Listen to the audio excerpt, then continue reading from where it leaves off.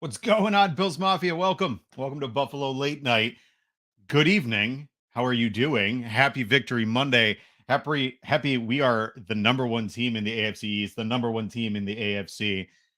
Unbelievable. Unbelievable. Welcome to Buffalo Late Night on the Buffalo Rumblings Vidcast Network, presented by Picasso's Pizza.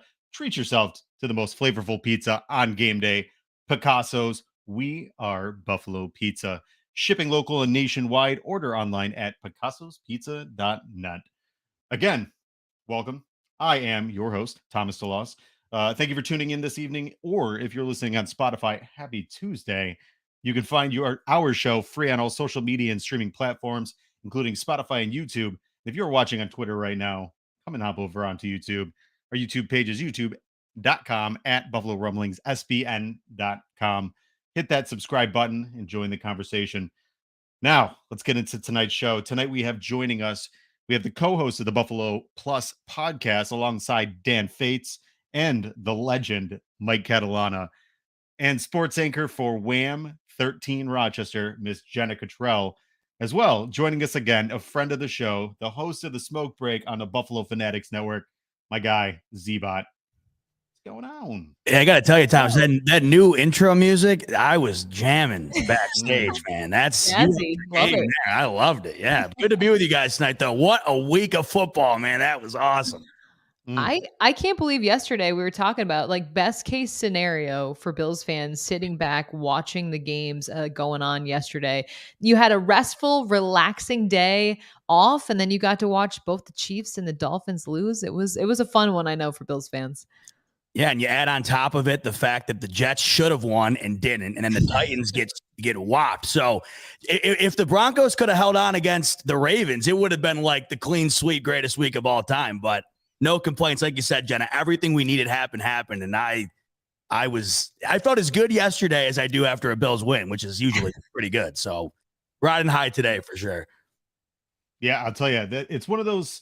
It's weird because generally speaking, on Sundays for the past 20 years, you're pretty much on pins and needles most Sundays, or you're just watching 1 o'clock games, and then the rest of your Sunday you're just like, okay, I'll eat dinner. This sucks. Go to bed. Whatever. Wake up Monday morning and it's all the same. Now, I mean, you're talking where we're getting primetime games. They just flexed a seventh one, which is ridiculous. Yeah, it's absurd. And then you get to watch, like, I kid you not, I was in the hot tub watching the Chiefs absolutely fall on their face against the Bengals, and then see the Dolphins do the same thing. Like, I can't even tell you. There's nothing better. We're living in a dreamland. I like what Joe Miller says, wildest dreams land. Like, it's true.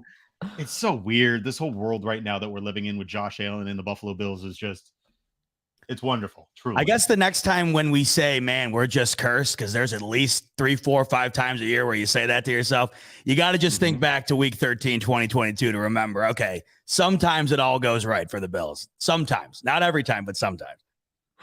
This team has just been so fun to watch too. Like this year, I mean, I know there's been a stretch where there's been some, challenging situations for the Bills, but I look, I cover the team. I get the opportunity to do that, and it's so much fun. But you can tell how much fun the guys are playing, like how much it means to them and what this team is all about. And I just feel like it's a true representation of how much it means in Western New York, the Buffalo area, the Rochester area. So the ascendingness, we're going to make up a word. It's late night. Who cares? The ascension of this Bills franchise. It's just been fun to watch. And like yesterday was just a perfect example of, I had so many Bills fans commenting about like, yeah, I know the Bills aren't playing today, but we're watching football from 1 p.m. all the way on just to be rooting on our team, even though, yeah, they weren't even on the field. Right. And here's the thing. Now that you're sitting in the driver's seat, the onus is on the Bills. I mean, for the season, obviously the onus was on the Bills that they were, the hunted, right? They weren't the, in the hunt every year. We always saw ourselves in the far right bottom of the in the hunt graphic. Now you're looking where everybody's sitting there like, Bills are back on top. Mm-hmm. Oh shit, we got to go after them again.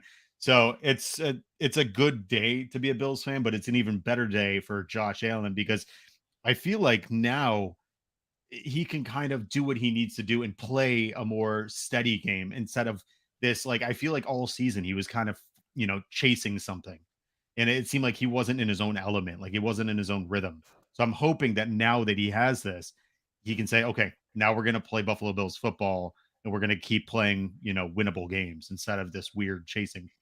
I feel like watching him throughout the season, like early on in the year, it felt like all the offense was, hitting its stride, all this stuff. And then when he had that injury, I think you really saw that affect the way Allen played, some of his decision making, and just the plays that were available for this team to run. And think that Patriots game, look, Allen had a full week in terms of full participation in practice leading up to last Thursday night. But I think to me in that game against New England, it proved that Allen was healthy. Like, look, we know the incredible athlete that he is, the arm strength that he has, but like that Gabe Davis touchdown to me, I don't even think he would have attempted that if he wasn't feeling 100% healthy. And the fact that ended in a touchdown, I did love Sean McDermott after the game. Like Mike Catalana, my boss, you mentioned him earlier, asked Sean McDermott post game, like, what were you thinking when you saw Allen, out of the pocket, up against the boundary, throw that ball? And Sean, he joked and he said, what throw? I was closing my eyes the whole time. But I think it goes to show that, like, look, Josh Allen is incredible at what he does, but I think him being healthy just adds that layer of excitement back to this team because everything is on the table. And let's be real, we all know that when everything's available, you're just going to be a better, more rounded team. And it seems like right now the position that they're in after the last 3, right? 3 wins in 12 days, all on the road with all the things they had to deal with. It just seems like they're being rewarded for that, the way things are panning out, right? Because now they get that mini 10-day bye. They had everything happen this past weekend that they needed to happen to get back into that 1 seed. And the way I look at things, yes, have the Bills not been playing nearly to the caliber they were in the beginning of the year? No. But today, despite the lulls, despite the criticisms we all have, they're in the same spot today as they were going into the bye. And that's all anybody would have signed up for right now in week 14, the way that things are in the AFC. It's so tight. It's so difficult. Yes, the Bills have had their struggles. And like you said with Jenna about Josh Allen, it's like, yes, we have seen him noticeably not play to his highest caliber. But at the same time, you look at that Lions game, a game where you look at the eye test, right? And you say, it wasn't Allen's best game. Then again, you look at the stat sheet and not his best game is 300 plus all-purpose yards and 3 touchdowns. That's the caliber that we have come to expect. And look at, no matter what has happened, whether beating the Rams by 40 or the Titans by 40 or barely edging out a win against the Lions, it's all culminated right into exactly where you'd want to be at this point in the year.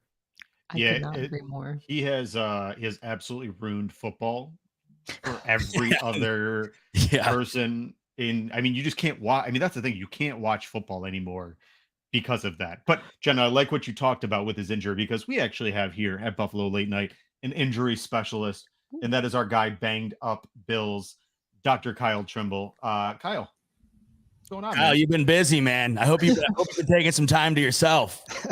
I took a little bit this weekend, but yes, it's been a very busy season. And I had somebody reach out to me on Twitter and said, has this account ever been busier? And I did the Shannon Sharp no gif. It was just constant go. But it's good for business in a sense, but not good for the team, I guess.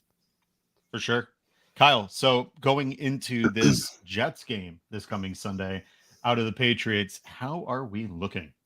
Starting to look a little bit better. There's still some injuries coming out of the Patriots game. Tre'Davious White, he got a stinger.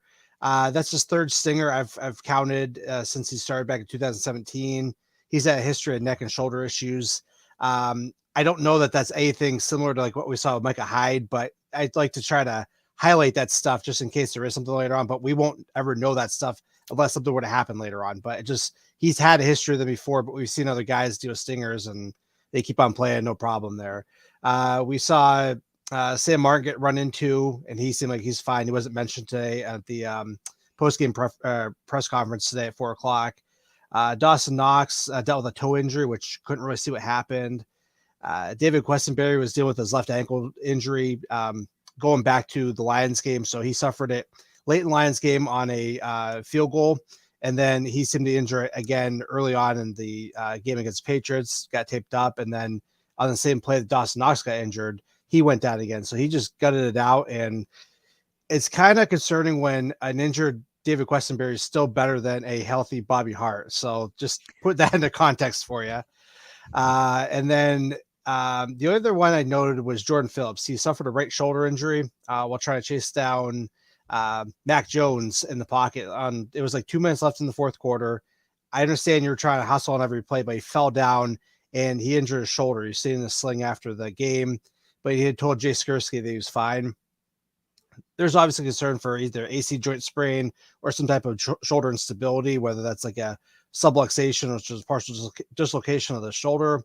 We don't know, but there was said that he's improving. So whatever that means in Rick Dermott speak.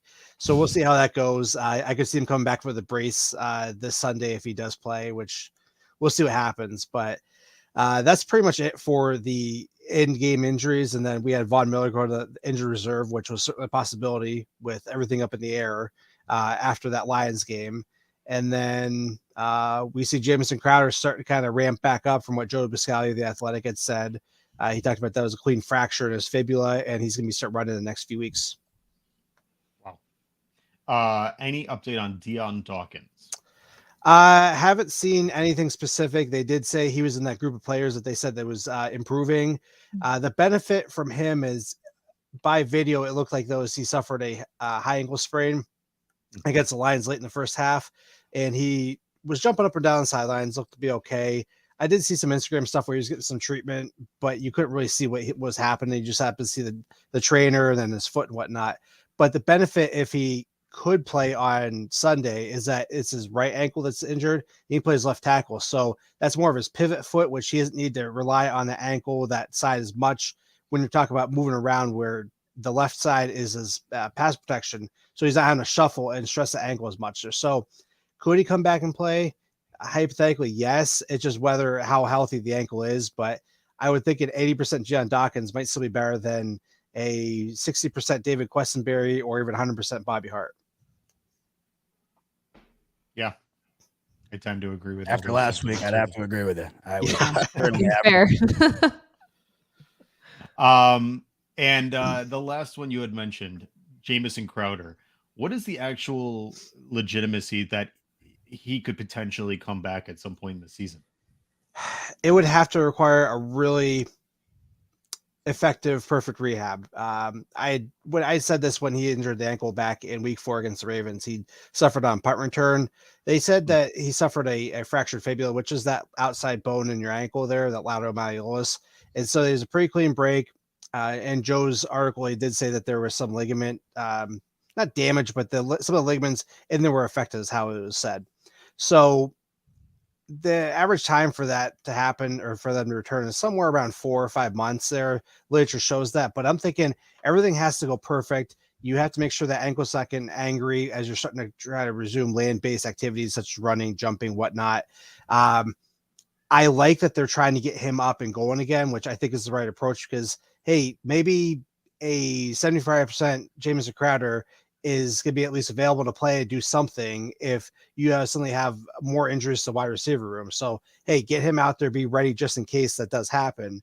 But I'm real curious to see how this happens over the next few weeks, if he can really ramp it up without having any swelling, any pain associated with that. So it's not going to come down to how good the surgeon was. It's going to come down to just how well his ankle is responding to all that pounding, jumping, cutting, everything associated with that. And we're seeing that with even Micah Hyde too. He's starting to ramp back up, and he's talked with Joe as well about the possibility of wanting to come back, but comes back to the doctor. So I like the Bills' approach that they're getting guys rehabbing, get them out there, being part of the team, but we'll wait to see what happens if they can actually get out there and play.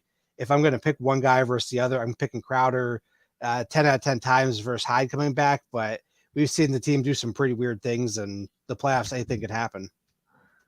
I mean, the only window that Micah Hyde could potentially come back, it's got to be what? Super Bowl or AFC Championship? I mean, that's got to be a huge stretch. Yeah, it is. It is. And I said that from the get-go. It's been a really aggressive approach, which would be counterintuitive from what they've done historically with, your Tre'Davious White and Ike Bacher and all those other guys there. So with what we assume would happen was he had likely had an anterior cervical discectomy with fusion, which is basically where they pull out the disc and then fuse the vertebrae together.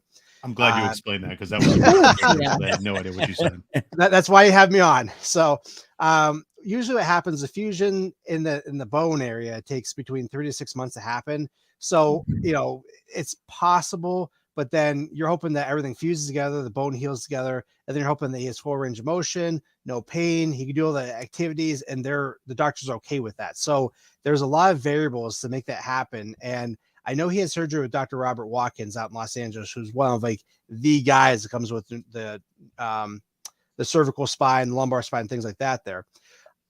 I don't know what his approach is, if he's super conservative or super aggressive with that stuff. I want to bet somewhere in the middle, but I'd have to go back and look and try to find if there's any historical precedent saying, hey, a guy's come back for playoffs, can he go out there and play? Considering it's a neck, I wouldn't risk it, try to push it, but Super Bowl window, veteran guy, there's so many variables that if you could, go for it. But once again, perfect rehab and everybody has to be on board. It's like trying to, so I think of a good analogy, thread the needle. It'll be really, really tough to do. Yeah, that makes sense. I feel like Bills fans should set the expectation that Micah Hyde will not be out there, just with everything that goes into recovering from neck surgery and all of that. If he happens to be out there, that's an added bonus, but do not think that he will be out there because, again, it is a pretty, like you talked about, it's an intense surgery, it's an intense rehab, and it takes a lot to heal your body from that. So expectations, he will not be out there. And then you can kind of plan accordingly depending on what happens. Yeah, I saw that story and I just said, nope, I'm not looking at that because I'm going to get my hopes up way too high. I mean, think that's the fair. addition of Damar Hamlin has made it a little easier for them to not necessarily have to rush that back too. Yeah.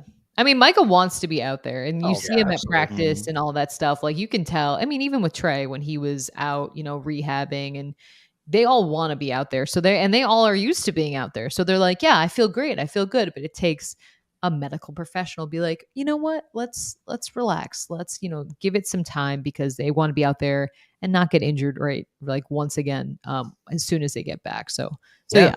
Like Vaughn, he was ready to play this week, right? That's the thing. Like all these guys want to be out there. It's like being, and like you said, like the Bills have always had like a very methodical approach in terms of injuries and taking maybe more time than maybe other teams would, but it's because they really want to make sure that guys are ready as opposed to rushing players back and having to deal with more, even longer term injuries after that.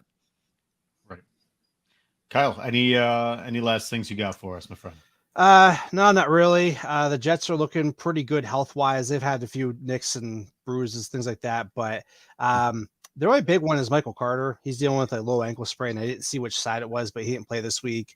But most of their injuries, if they've had injuries, have been more the season-ending variety. Your Elijah Vera Tucker, your Breece Hall, their other starting tackle. I can't remember his name right now. The guy that lost in the preseason. So if they're going to lose guys, it's Becton. Yes, thank you. I was not going to remember that. It's late. I have 3 kids. Yeah. So, so they've lost guys because of big injuries, but they've been pretty healthy overall, which is, I think, a big reason why they're still in the playoff race this late in the season. Okay. Yep. Well, guys, for everybody watching, from whether it's ZBot or Jenna's retweet or anything, wherever you're watching, make sure you tune in with Banged Up Bills, BangedUpBills.com, or on Twitter, BangedUpBills. Kyle puts unbelievable content together about all the injuries, Bills related, super in-depth analysis, and actually responds on Twitter, which is really nice. So if you have questions for him, he is interactive. So Kyle, as always, we truly appreciate you stopping by, and we'll see you here next week. Yeah, have a good night, everyone. Thanks, Kyle. You too, man. Bye. Speaking of doctors, Dr. Kyle Trimble, my wife and I are expecting our first child, which, by the way, I was going to show this today. We went out and got a Josh Allen little kid jersey. He's due January 17th. Super excited. My little guy Griffin. But he'll be here just in time, Thomas. Hopefully, right? To win the Super Bowl, right? Yeah, right. Just in time for the Super Bowl. Yeah. Which part of me thinks, and I was telling Jenna before the show, because everything in my wife and I's life was on the 13th. If he comes on the 13th, I feel like that's like just a premonition the Bills are going to win it all. So here's the hoping. Yeah, sure. But as a father, obviously, I want my son going to the best dentist possible. And the best dentist here in Rochester is a dentist for kids. That's my guy, my cousin, Dr. Zach Mills, in his practice. Dentist for Kids offers individual dental treatment for kids of all ages by providing a fun, relaxed, and encouraging environment. Dr. Zach's goal is to help your child build confidence in their smile and with their overall dental health. A Dentist for Kids is currently accepting new patients, and they participate with most major insurances. If you visit Dr. Zach, mention Buffalo Late Night for $25 off your choice of a custom whitening kit or an electric toothbrush. Call today to set up an appointment with Dr. Zach and his team, 585-538-7230. Obviously, he's in Rochester, and this is weird because all three of us, this has been the first Rochester show I think I've done so Go far. Rochester. Very much so. But he is a Rochester-based dentist. So if you are in Rochester and you have kids, go check out Dr. Zach Mills. You can check bflolatenight.com. His logo's there. Click it. It'll take you right to his page and tell you all about their fantastic team. Very well done, There Tommy. we are. Very well done. The Cuz should be Thank proud for sure. That's what I'm talking about. By the way, the setup back there, I know you sent me a picture of it the other day, but it looks twice as good on camera with the lights and everything. I'm loving it, man. Thank you. Yeah. Thank I like you. those lights. Truly appreciate Yeah. it. Brings it It's a to little life. Govee light there. I Yeah. also got my my grandfather. I don't know if I think you're a Yankees fan, right? Who, me? Yeah. Baseball and I do not get along very well. That is not my cup of tea. No, I Fair enough. root for whatever. Yeah. I was gonna say because I made sure to put this is a 1952 signed Yankees baseball team Wow, that's with cool. like Mickey Mantle, Lou Gehrig, the whole thing. But yeah, I made sure to have that in. But no, I appreciate it. I like the setup now. It's nice. Yeah, it looks good, So, man. Very good. Yeah, it looks cool. That being said, this weekend was the OBJ visiting saga.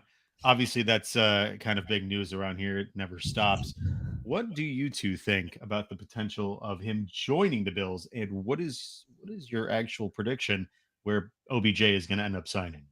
Zach, you want to go first? What are you thinking? Yeah, I'll take a crack at it, I guess, because this has been the biggest story not taking place on the field, I guess, since the beginning of the year, right? It's kind of like a reality show within the NFL where it's like, where will OBJ be? Tune in next week. And that's just kind of what it's been. And there's been a topsy-turvy type approach to it where, earlier in the year, there was a list of like 8, and it's kind of like The Bachelor. Like if somebody loses a rose, you get a rose, and that's where OBJ is going to go.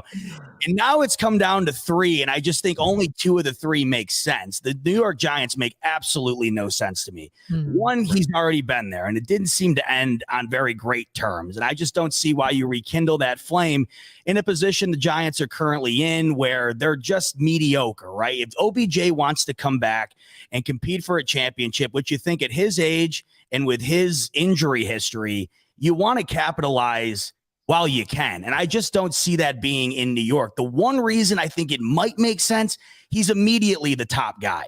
But I just don't know if that's what he currently wants right now. I feel like he's using that for leverage, but that doesn't make sense to me from a leverage standpoint, because if I think that that's kind of iffy, I got to imagine one of the best businessmen in the game, Jerry Jones, he's got to be reading through that too. And Brandon Beane, he's no dummy himself. So I just don't know if the Giants are a legitimate candidate, but hey, he puts it out there. To me, it's completely down to the Dallas Cowboys and the Buffalo Bills, and I think he's 100% going to the Dallas Cowboys. I just think it makes the most sense. And if I'm looking at it from his perspective, and this is me putting my fanhood aside, I just think the Dallas Cowboys is the right choice. There's no income state tax.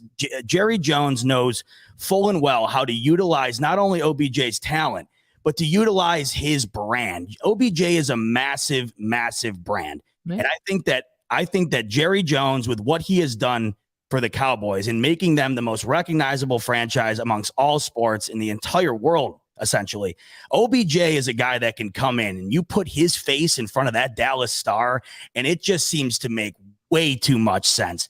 Not only that, but the road to the Super Bowl in the NFC, in my opinion, it's a lot easier. This Dallas offense is absolutely humming right now, and not to mention the D they have on the other side of things.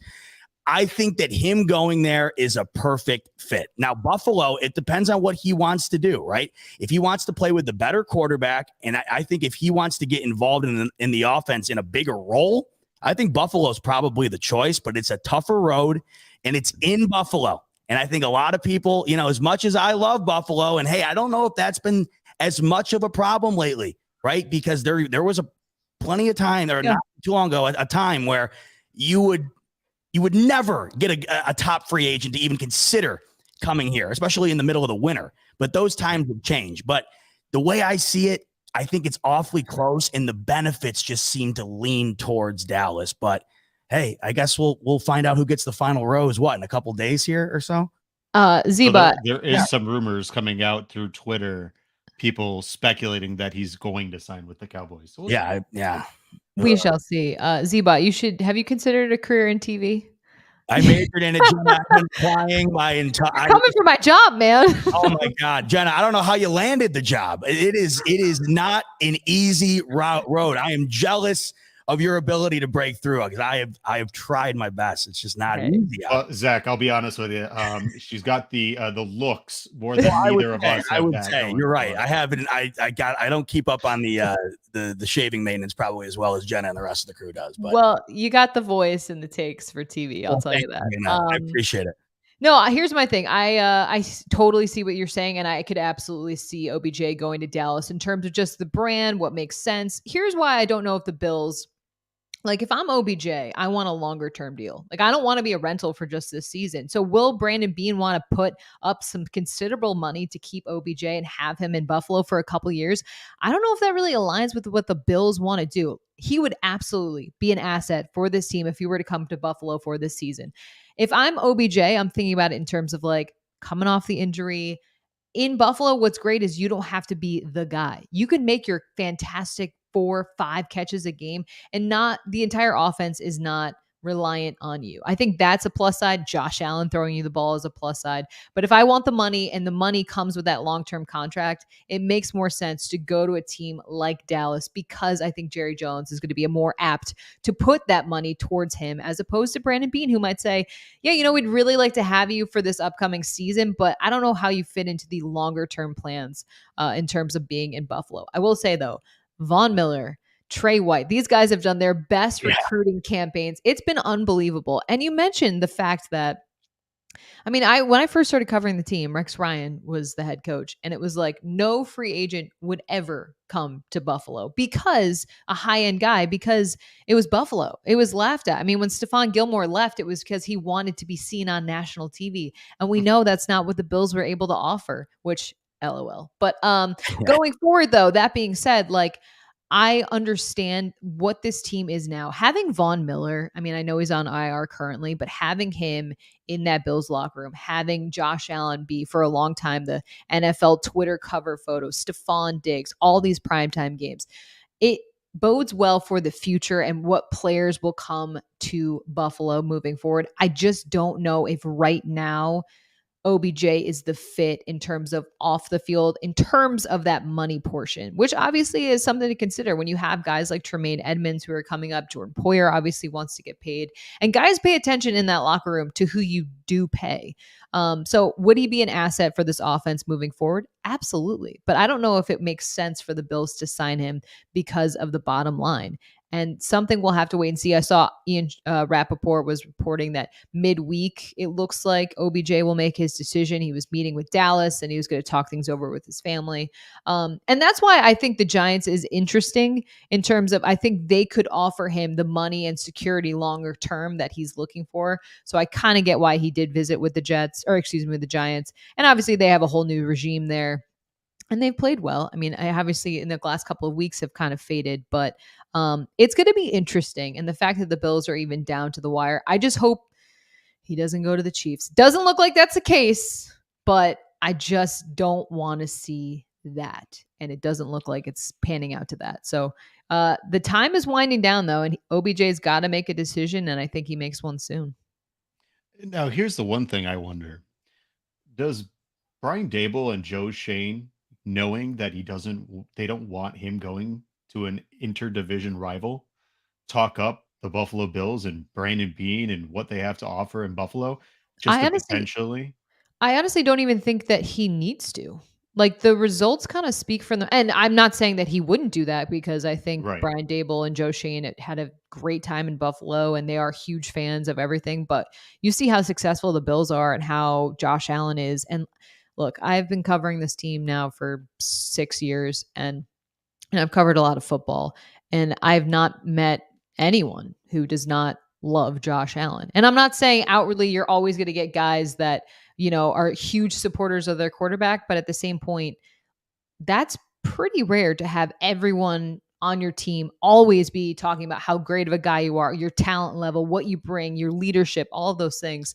So I think their results have kind of spoken for themselves. But that being said, yeah, it's Brian Dable. I think, he's a smart guy. He doesn't want him going to the Cowboys. He doesn't want to have to see OBJ twice a year. So it makes sense. But the play of this team, I think, speaks so much about what can be offered. And if he's really serious about a championship, I mean, it's the Cowboys and it's the Bills. Right. Yeah. And if you look at what's going on right now, I mean, you have to think like Buffalo, the allure of Josh Allen, that's got to be something that Odell Beckham sits there and says, Yeah.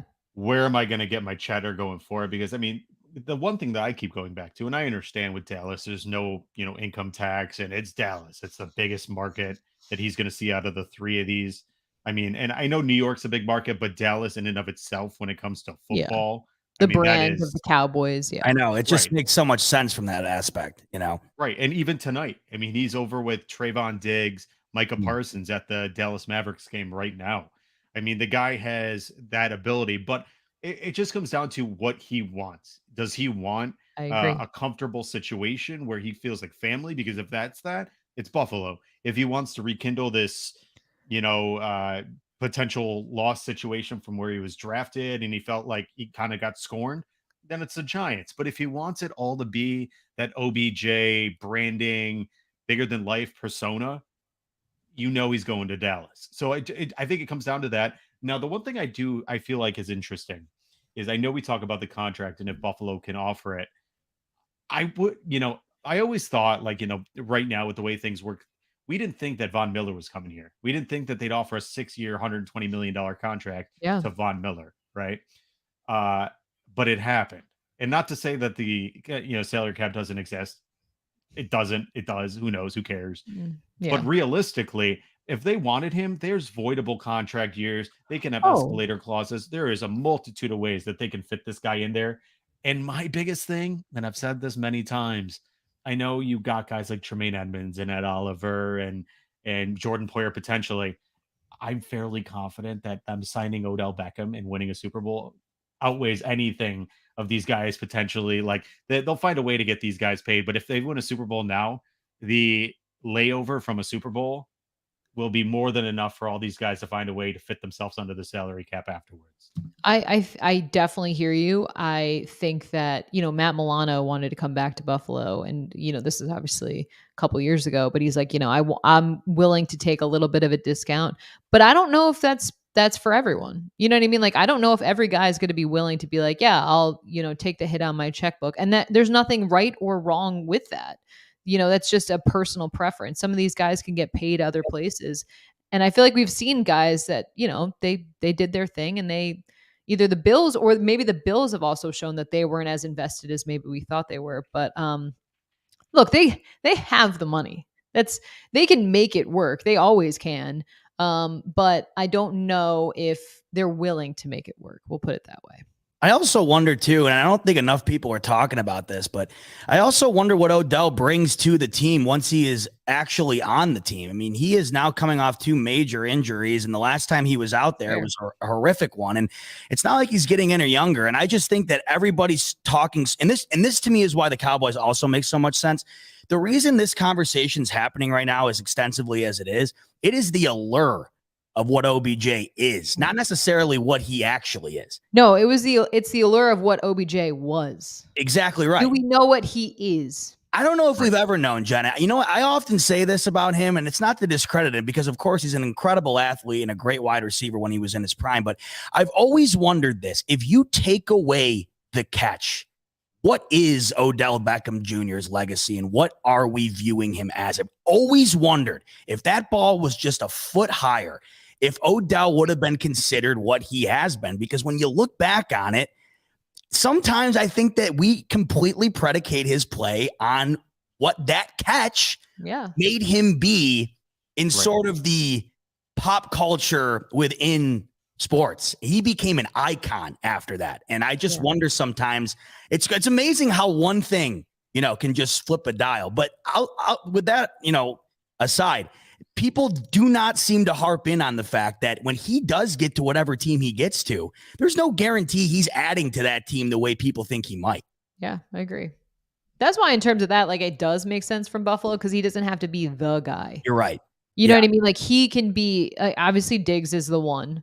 I mean, no questions asked. And then Gabriel Davis, I feel like he has been battling, injuries this season, but like OBJ can make some good, solid catches throughout the game, but he doesn't have to weigh all of these on that feed. Sorry. I was reading a comment, but he doesn't have to be, he can kind of work his way back from an injury and it doesn't have all the pressure that comes with being the guy in terms of that. But I mean, there's so many variables that go into this. That's always what's so fascinating about, and you bring up a good point. Like, what is this like iteration of OBJ? What will he be able to offer? And that's why I think like with Brandon Beane, I mean, OBJ is getting older. Like you said, he's coming off major injuries, stuff like that. Like it's always your next contract is like, what are you going to do? Not what have you done? So I don't know if because of that, would the price really be right for the Bills? But we've seen him get it. And that's where the Von Miller move to me, it changed so much about the perspective of the managerial aspects of the Bills, because that to me was just out of the realm at that time. I felt like of Brandon Beane.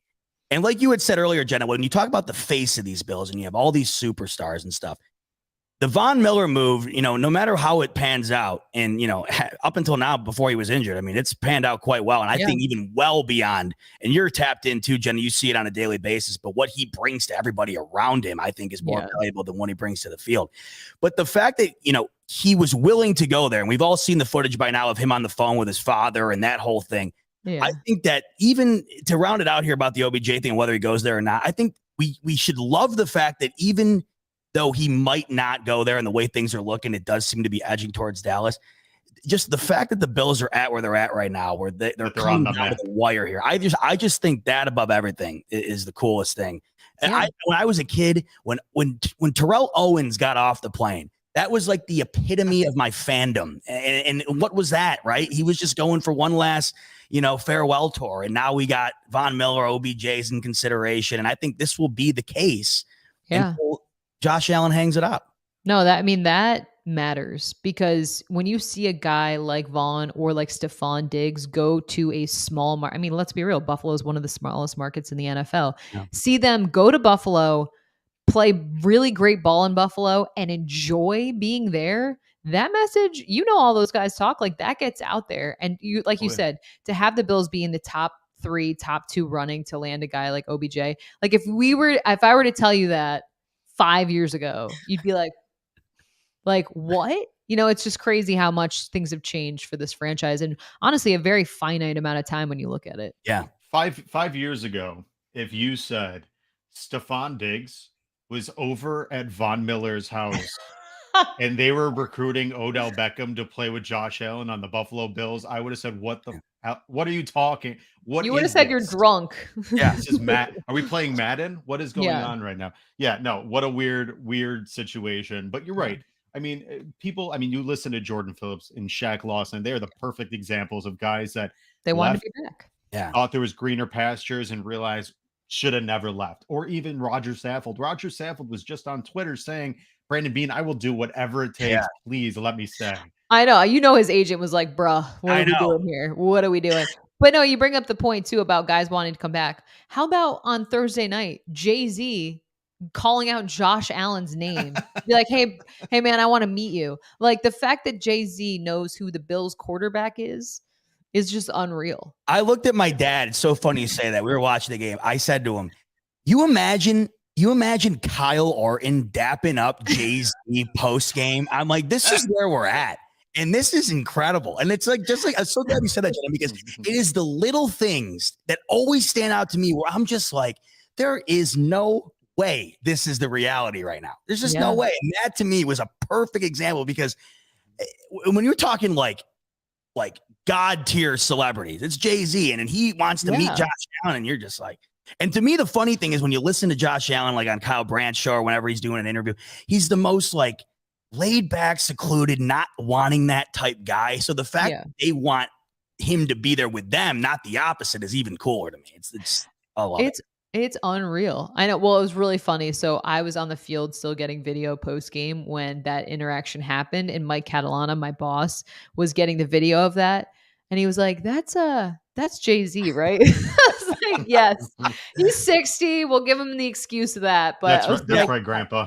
Yeah, That's like, JC, the guy that makes that the is music. Jay-Z. Yeah. Yeah, no, it's like Jay-Z wanted to say, or Josh Allen just said hi to Jay-Z. I'm like, no. Jay-Z wanted to say hi to Josh Allen, man. That's what No, that's exactly what it was, yeah. though. Yeah, It's no. wild.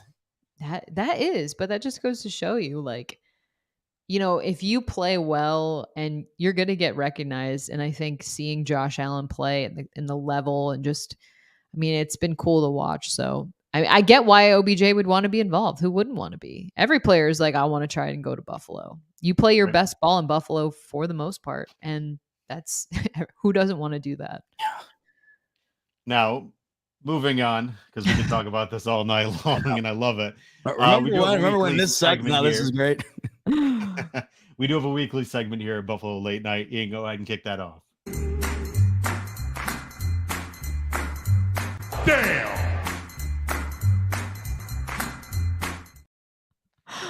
That made me giggle. Tonight's Damn Award recipient is first round draft pick and certifiable bench warmer, Zach Wilson. It's not common you see a top 5 draft pick bench for poor attitude, sleeping with family friends, and not taking responsibility. But Jets are gonna Jets. Drafted in 2001 by a team that somehow managed to screw up, tanking while eyeing up Trevor Lawrence, Zach hasn't had the best of seasons this year. Despite starting the season 5-2, he subsequently was benched in Week 8 behind Joe Flacco and Mike White after a disastrous post-game interview that led to more than a little discontent in the locker room. After all, if your starting QB is somehow performing worse than Russell Wilson this year, you may have some problems, especially if he won't even own up to those mistakes. Yeah. Additionally, this may set a new precedent for new NFL teams. Perhaps we may see poorly performing first-round players early in their career that aren't improving benched in favor of someone new. So this week, we salute Robert Saleh for having the balls to bench his first-round quarterback because he actually wants to win. And we'll end this segment with a question. What are NFL teams going to do now that they can't trade their bad QBs to the Panthers for a third round pick? Well, they can now, right? Yeah, I was just saying. Yeah, funny you should ask. It seems like that option's back on the table. Well, this is, and Jenna really kind of precursored this earlier, and I'm glad it came full circle because this is something that I talk about all the time just because I want to make sure that it's never left unnoticed. And it's the intangibles of not only your entire team and the culture that it has. And I think we've seen time and time again what McDermott has turned this team into, not only as a team, but as a symbol of the city and what they represent. But more importantly, the quarterback is the ultimate representation of your team. And Jenna was talking earlier about how Josh Allen is just simply he is the, if you put an example in a textbook of what you want the guy to be, not only skill wise, but to represent the organization, he would be the guy. And now how many times just recently have we seen this? Zach Wilson, perfect example.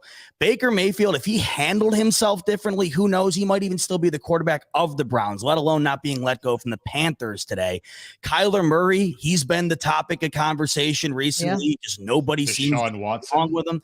Right, exactly. Well, the Deshaun Watson one, the story writes itself. And you see yesterday, I mean, I just think that that's going to go a certain way because that is what it's set up to be.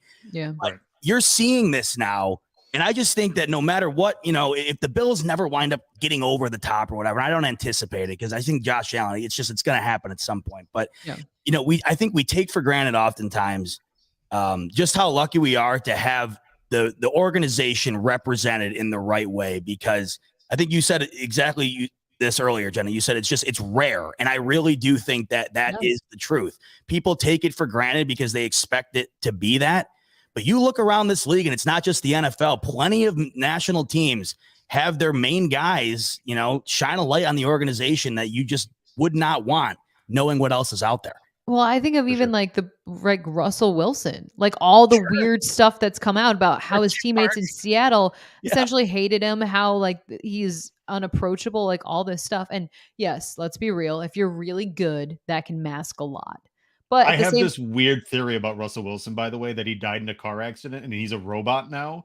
And he was preloaded with all these catchphrases that Russell Wilson might have said. That's why he can't play football. And he just kind of like acts very just like, weird and anecdotal. Yeah. Very Imagine if the biggest story of the week this past week for the Bills was that half the team didn't go to Josh Allen's birthday party. I mean, that's where they're at in Denver. Yeah. Oh, yeah. You just don't even think about it. It's funny to us But it's not us dealing with it. I mean, imagine if that's what we were on here tonight talking about. Well, why did Diggs not go to Allen's birthday party? Yeah. What are we in seventh grade? No. I mean, that's what these guys are dealing with. And it's miraculous on the other side of things. I think an underrated part of Josh Allen's game is his leadership, as well as his ability to relate to his guys. Because that is something that he is, while he is the superstar first round draft pick, face of the NFL MVP type of candidate, he also is grabbing beers with his teammates and really good friends with the backup offensive lineman. Like Josh Allen to me is almost like an offensive lineman, and like the way he like carries himself and like is bros with everyone. Like, he is a superstar, but he's that down to earth, which is a very rare combo considering how much money he makes, how good he is, the expectations on him, like all of those things. So yeah, I think it's an underrated part of just like his ability to kind of, the Bills had a tough stretch just now, 3 games, 12 days, all of them away. Allen was hurt. It was a distraction of short weeks and Thanksgiving and the snow globe situation, like all of that. And to have the team, and Sean McDermott is a huge piece of this as well as the other captains of the team. But it would have been very easy for the Bills to drop one of those games or multiple of those games and just be like, yeah, there's a lot of circumstances going on. But I think Allen does a great job of setting the example. And here's the thing too. Like, I think of Super Bowl 50, Cam Newton making a business decision. Like, Josh Allen, he balls out. He puts his body on the line, and he's going to do that every single play if he has to lead this team to a win. It's just different. On display right now. I mean, with the shoulder, he's still not letting back at all. I mean, sometimes you watch it, and I mean, he was getting nailed the other night, and you're really praying to God that he kind of does let up. Yeah. But it's to your point right there, Jenna, where it's just you're going to get the good and the bad with it, right? Because that is who he is all the way through. Is that going to result in some errant stuff? Like the perfect example, right, is the touchdown the other night to Davis. Yep. He's had a couple of picks like that this year. Then again, the reason you got to swallow those picks, even though they're frustrating, is because you're also going to get that right there. Yeah. It's a two-way street when you got a freak like that doing the stuff that he does. I will say, recency bias, it's a lot more easy to take those touchdowns when you see them, but I get it. I mean, because of his ability, he can, every throw essentially is in play. Like every opportunity he wants to, throw the touchdown. And could it result in a pick? Yes. And we've seen those results as of, that last little stretch. But yeah, I mean, he's a gamer. And that's what makes him so polarizing, is the fact that you get those unbelievable plays, which I think, like Zach said, you have to kind of just realize that sometimes you're going to have those plays. You're like, what in the world is Josh doing? But then you're like, okay, hold on. Because even though we're down by 20 points, he can still lead you back with 6 minutes left to go in the game.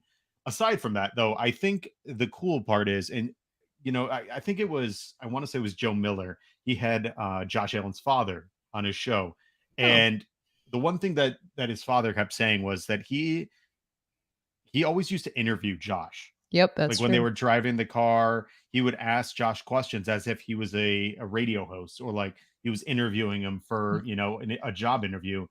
And you just kind of see the way that he was raised was in such a way that nothing has ever been too big for him. And I feel like that is really what it has made him so not only endearing to Buffalo fans, but nationally alone, is that when you look at the guy, he just seems like he seems like he could just be your best friend, because he's approachable.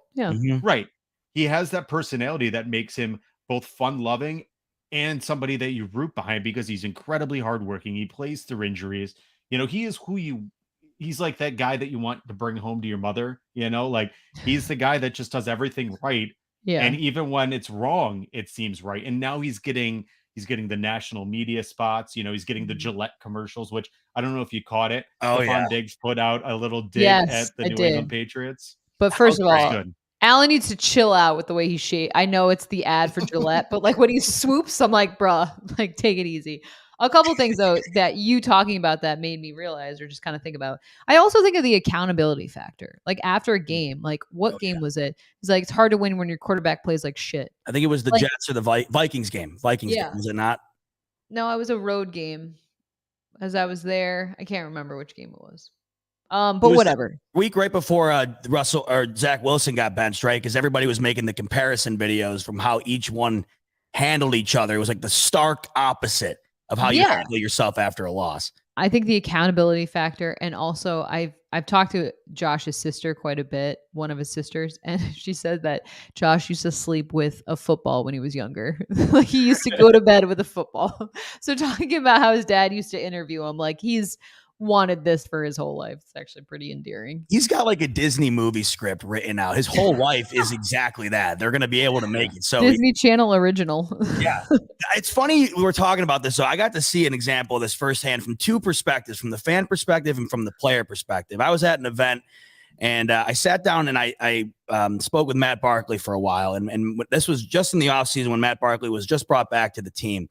And this was happening at the exact same time, which was funny to me because you were watching it on display at firsthand. I was talking because Matt Barkley was essentially brought back to this team because Josh loves him. It was just he's a vibes guy. Exactly. He really is. And we were talking and he, long story short about him coming back to Buffalo, he had said that when they got the news that he was coming back to Buffalo, his wife broke down in tears because of how excited she was to be back here in Buffalo amongst everybody and how excited he was to be back with Alan. As that was happening, Alan was doing a Q&A with a bunch of little kids that were up in the stands. And these kids were like, Josh, will you come to my school and do this? And he had a perfect answer for everything. He's like, oh, well, I got to check my schedule, but maybe we could work something out. And every one of those kids probably felt like, the most perfect special thing in the planet. Yeah, and at the same time, you got to see, from both sides, the little kid, like looking up to him perspective, and then the grown man player perspective and their family and how all of it aligns right into the middle of just Josh Allen being the guy that everybody wants, on their side. And, and I think that us, just the way we sit and watching the team, like we keep talking about, you just keep looking around and every day there seems to be a new story, whether it's Rodgers or, the Wilson thing here, Baker or whatever else. And for your job, Jenna, like Allen's got to be one of the more boring guys to get media stuff from. And that's exactly what you want, right? That's the best. It's funny because I feel like I'll hear a question. I'm like, I know exactly what he's going to say. Yeah. He always starts his answer with like he has and then he'll answer it, but he'll give you some good stuff. Like he's funny. I mean, as we know, so he'll kind of like lead on and say some funny stuff. But like when it comes to actual ball questions, like, it's going to be pretty always highly complimentary of the opposing team. Always, he says a lot of words. Yeah. But the meaning, like he's like a seasoned politician kind of where he like says a lot, but you're like, wait, what did he actually say? Right. But no, I mean, my first job in Buffalo, I was covering Rex Ryan, which was like great for me because I'm like, what crazy shit is he gonna? But what's he gonna say today? Where it's like, what absurdity is he gonna eat a dog biscuit? Is he gonna put on a Clemson helmet? Like you don't know. Whereas Josh is a lot more measured, but he could still have fun. So I appreciate that. Honestly, my favorite. Oh, sorry. Go ahead. No, you guys. I was going to say, in regards to what you said about Rex Ryan, and by the way, don't worry about saying shit. It's fine. Even though my grandparents are watching, but it's fine. Okay. Sorry, grandparents. One of the first people I had on the show was Sal Mariana. And I asked Sal about, Sal's amazing. I asked Sal, well, actually it was Sal and Tim Graham. So it's funny because those two are just ridiculous. Oh, yeah. But I asked Sal about Rex Ryan and he said, Rex Ryan was an amazing like interview because he was great for like tidbits, but he was an absolute dipshit. So like 100%. The antics were constant, which was fun because you're like, what crazy shit's gonna happen? But at the same point, in terms of football, it was like, okay, yeah, like you want someone. Right. It's funny because I feel like the pendulum swung so much from Rex Ryan to Sean McDermott, but McDermott has been and proves to be a very disciplined, methodical, in control, serious type of guy. But that's what let's be real, the organization needed that and the results have proved that. But what I was going to say really quick was just my favorite player to interview is Stefon Diggs. I just feel like he is so genuine and authentic and like really does give good insight. And he also says shit a lot like me. But he's just like a fun a fun guy, and I think he's very honest, which I appreciate, but he also doesn't say too much, which I also appreciate. You never want to give the other team, motivation bulletin board material, but I always recommend fans listening to his press conferences because he is so insightful. I'm so glad you brought that up, Jenna, because I actually had a question I wanted to ask you about Stefon Diggs. Oh, yeah. Well, the way you've shaped him there, I think, is perfect, because I was just having this conversation last night with my dad about how on the field he could be perceived as the meanest guy on the planet, but he knows how to flip it on a dime when he gets to the podium, whereas I think a lot of these other guys don't. But you see, no one's talking more out on that field than Diggs, but when he gets behind the podium, he turns it off. He said something the other day that I was wondering, I'm not sure if you were in the room for it or not, but I was wondering what your take was, just kind of hearing what he had to say when he had mentioned that he had felt that the passing game was a bit stagnant as of late because they were getting the running game going more than usual, and it's tough for them to kind of get in a rhythm. I was wondering, from what you've seen, what your thoughts on that statement was, because that was after a game where Allen had still thrown it 35 plus times, and it just kind of seemed like that answer wasn't necessarily lined up with the game plan that they had, even though they were running it more. So I was just kind of wondering what your thoughts were there, because it didn't seem like an answer that I was expecting from him based on how he felt the offense was going through the air. That's the thing. I think that he is very honest about where he stands and what he thinks. So I feel like that's truly, what he believed. Well, let's be real. I mean, he's a wide receiver. He's the number one guy. He's the superstar and the safety blanket for Josh Allen. He wants the ball. They want to, the Bills' bread and butter has been their passing game. So I understand him wanting to get into a rhythm with that. And I can also understand why the run game, when you're trying to get that going, it can kind of take, you take your foot off the gas in terms of the passing game. So I think for him, it's just, he has been all everything this year for this Bills team. I think about this past stretch where if Diggs wasn't out on the field, what this Bills offense would look like. And it's very scary. Yeah. But at the same point, I think for them, they really want to go through Josh Allen's arm is incredible when he's healthy. So I think for this team, it's tough because I think Sean McDermott wants them to have a really physical presence. I think he really does. And this is my opinion. I think he really does want to see them utilize that run game, be more effective in the run game, because it's also the NFL and you need more than one way to win. But I think that quote from Diggs is just him being honest about yeah, you're trying to get into a rhythm. You're trying to get into a flow.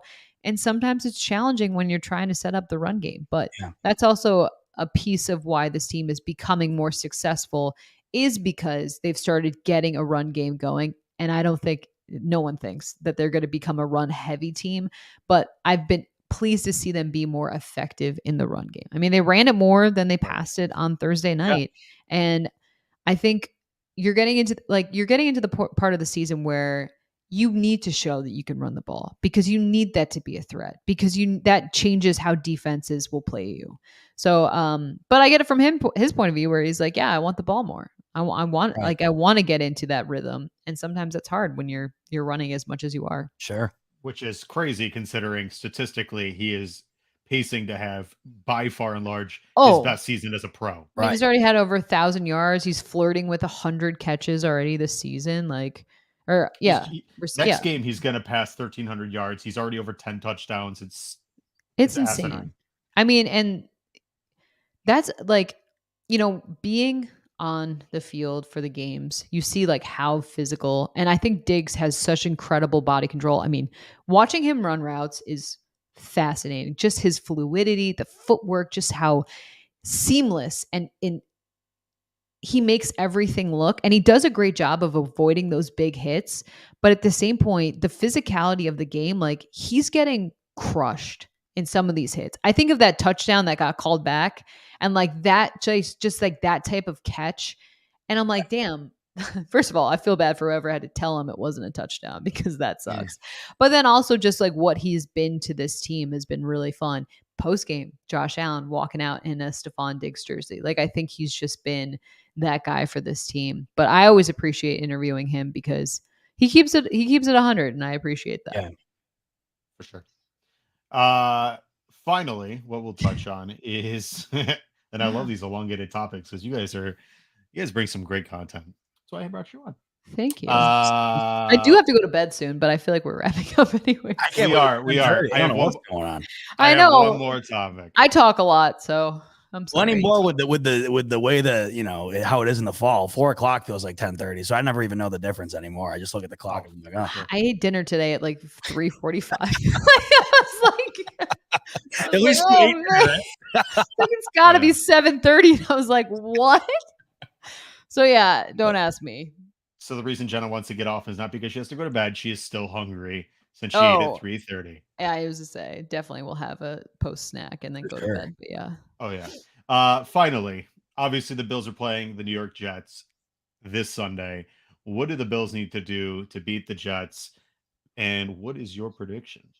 Oh, okay. I have not put together my prediction quite yet, so I'm going to keep talking and figure it out at the end. Look, the Bills played Mike White last year. I think that was a game where, the Bills were able to stifle what he offers. The Jets defense is good. I absolutely think that this is a better team than what we saw last year. And I think they have a lot of confidence, and that is something. But at the same point, I think the Bills have revenge on their mind. Like after the way earlier in the season they were in, at MetLife, they had that loss. Allen did not play well. I think with Josh Allen being healthy, and the defense and this team's going to be motivated. So, I mean, it's another divisional game. This is an important stretch for this Bills team. They have the top spot in the conference, in the division. They want to keep it. And I think because of that, I have the Bills. I'm going to say the Bills win this one 27-17. Because I do think that this offense can do a decent amount of damage in terms of the Jets, but at the same point, I don't expect them to be able to go throw for throw with the Bills. Yeah, that's right around the way I look at it. I look at the spread and it's 9. I think that's probably the right number. I feel like it's a tough one to bet because I could see it being just over on either side of it. Mm-hmm. I watched the Jets yesterday against the Vikings, and I'd be lying to myself if I said they didn't look like the better team. They just couldn't get in the end zone. I think the Jets... Yeah, I really do think that they were. And that is the definition of who the Minnesota Vikings are this year. They have a shamrock.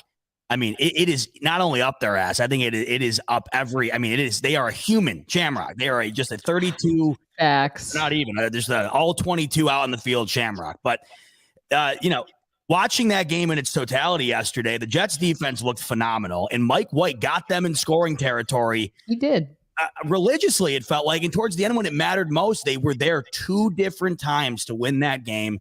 And they just couldn't get in the end zone. The way I look at the Bills and the Jets facing off this coming week, you made a great point. I don't think that is hyperbole. I think it's truly something. Allen does not have a short memory.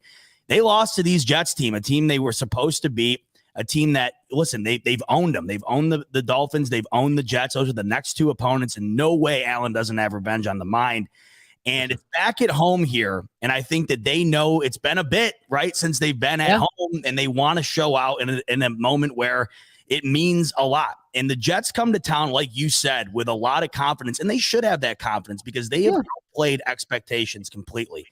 The way I see the Bills winning this one is pretty much the exact same way the Vikings wound up winning. The Jets might be able to get down the field. They do have playmakers, and Mike White's a serviceable quarterback. But the Bills do an incredible job at this, and it's keeping teams out of the end zone. They usually bend but don't break. I don't think the Jets can keep up with them scoring-wise if they are able to hold the Jets to kicking field goals all day. So I think your score prediction's pretty much spot on. I think I got 28-21 in a game where like recently these games have been kind of boring. But in hindsight, I kind of like it because it's showing you the Bills can win in a way where it's not completely reliant on Josh Allen letting the scoreboard up.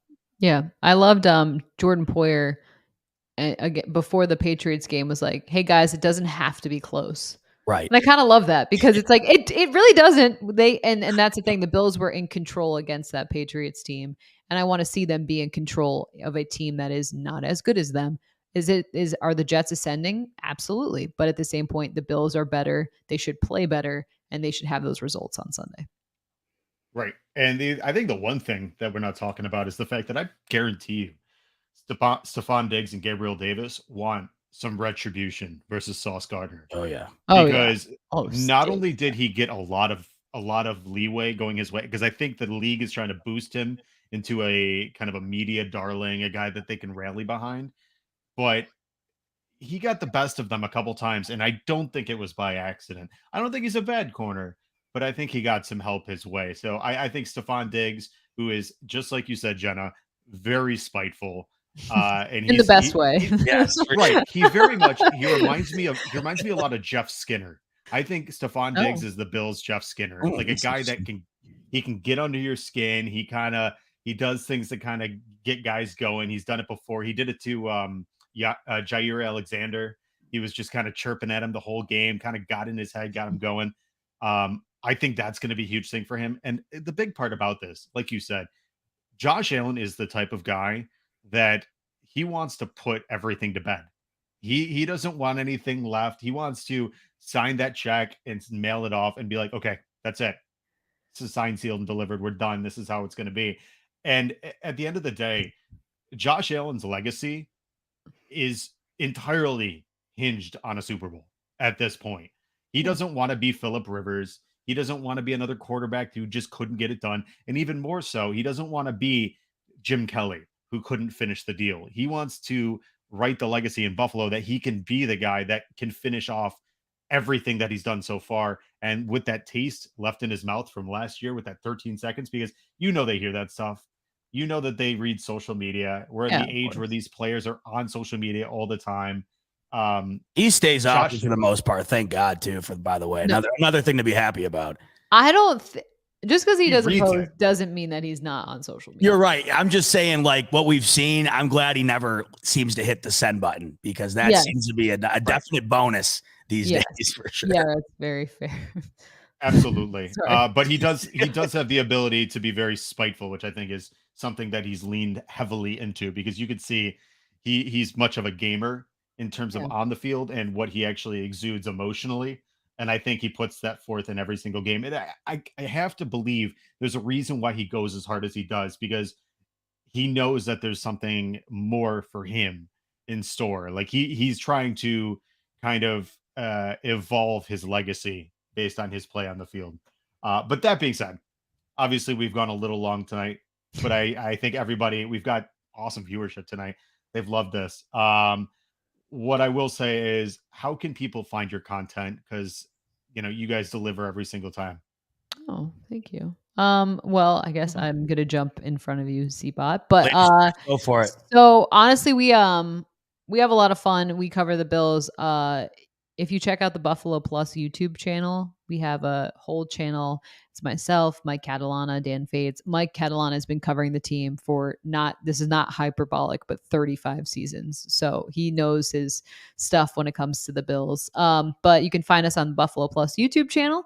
And then you can also find me on 13 Wham in Rochester. But if you're looking on Twitter or Instagram, my handle is at Jenna Cottrell. My name is Cottrell. You can see it right there. But yeah, always love chatting Bills. Thanks for having me on. Yeah, Thomas, thanks for having us. And Jenna, this was a great pleasure being out with you. I'm a huge fan of you and Dan. And then, of course, being from the Rochester area, Mike Catalana is like, I mean, if you live here and you like sports, he is a legend in your mind. So I love your guys' stuff. And it was an icon. Yeah, for sure. I mean, seriously. So it was great to be out with you tonight. And Thomas, as always, I love that I always get to do my show into this show. So I already have the juices going. So it always flows well. And thanks for having me. I like this. Love you, Jenna. Love you, ZBot. New guy, you're cool too. Oh, I love it. Anyway, my Twitter, spend way too much time down there at ZBot tweets. You can see it right here. And then Buffalo Fanatics YouTube channel. I'm every Monday, and then things get weird throughout the week, and I'll either be another day or another day here, another day there. But you can find us all over there. And I'll be back Monday night next week, as Thomas will be, and hopefully we're breaking down another AFC East win. And then we're looking forward to that flex primetime game, and I cannot wait for some Saturday ball against Miami. That's going to be awesome. Yeah, that's going to be a fun one. I can't wait to see the Dolphins play in December in Orchard Park. All I know is everyone since that loss, because the way it went down on Twitter between fan bases, everyone counting down, especially. And I hope that dude who told everybody to take a flight home or whatever, I think you guys know what I'm talking about. I hope he makes his way to Orchard Park in a couple of weeks, because he said he would. Yeah. And I'm telling you, we need to deliver that night. I for pride's sake, that game, I've had that circled since that day, because oh my God. I've never come this close to leaving like social media for good until that. And I went through the playoff simulator earlier, and there was a scenario that choked out the Dolphins at 1, just me messing around. And I said, look, I will eliminate my presence from the internet forever if that happens. I will not be around for that. Oh my gosh. No, the Bills, I think that's going to be, they were joking that since the sun was so hot in terms of the Bills sideline in that Miami game, that they're going to intentionally break the heaters on the sidelines for the Dolphins. So they can get a little taste of the home field advantage. Yeah, the meme of the Sun 1-0, Bills 0-1. I mean, there was plenty of that. Pretty funny. It was. I got to tell you, it was good. It was. As someone who's been on that sideline, it is so hot. It is unbelievably hot. Yeah, like it is. I don't think they should be able to play games at 1 p.m. there. You're probably. I don't understand how it's not an OSHA thing. To be honest with you, like I understand like there's certain levels of football, but like the humanity behind it of having guys like almost dying on the sidelines seems a little beyond the level of seems like, a bit much. normal. No, yeah. I mean, you're so right though. Think back to that game. Have you seen another game all year where guys were just dropping like that every series? They had 34 at one point. It was insane. 34 available players. No, insane. That's ridiculous. Sean McDermott was going to head out there. I know. I'll tell you what. I'd like to see it. I don't think it'd be that bad. Honestly, he seems to be in phenomenal shape. I don't know how that he's man in better shape than most of us. So let's. For sure. My God, you kidding me? He would. I don't even want to know. I'd be done for. Oh, he could take all three of us at the same time. That's what I like about him the most too. It's just he's got that aura about him. Like imagine, I like Mike McDaniel. Don't get me wrong. I think he's funny, but imagine getting yelled at by McDermott or getting yelled at by Mike McDaniel. I just don't think it compares. I mean, that's the aura. Yeah, no. Sean I feel like it'd be like my dad yelling at me. I'd be like, I'm so sorry, sir. Yeah, you got it. I'll do better next time. Yeah, no. That's fun. Well, thanks for having me on. Yeah, seriously. Absolutely. We truly appreciate you two coming on. And obviously for everybody watching, truly appreciate you stopping by Buffalo Late Night as part of the Buffalo Rumblings Vidcast Network, sponsored not only by a day to remember. Wow, that was weird. A dentist for kids. Wow. A dentist for kids. Maybe I'll get them. A dentist for kids and Picasso's Pizza. You can check out all of our content at bflolatenight.com. We've had a lot of great guests in the past. ZBot's been on a couple times. We've done some fun stuff. And ZBot, I agree, having you on right after your show. It's great to kind of keep that flame a burning. Only after the wins, though, Thomas. You know my rule. That's the only time I ever have this energy. If it's a loss, tough sledding, that's for sure. Absolutely. But obviously, we truly, truly appreciate all you guys and everybody stopping in tonight to watch the show. Again, as I said, you can check out all of our content at bflolatenight.com. I am Thomas DeLoss. You can find me at the Thomas DeLoss. Go hit me with a follow. Would love to interact with all of you guys. Again, appreciate Jenna Cottrell, ZBot for stopping in tonight. My brother Ian behind us, making sure everything is finely tuned as always. But we'll start this just like we always finish it. Go Bills. Go Bills. The Bills make me wanna.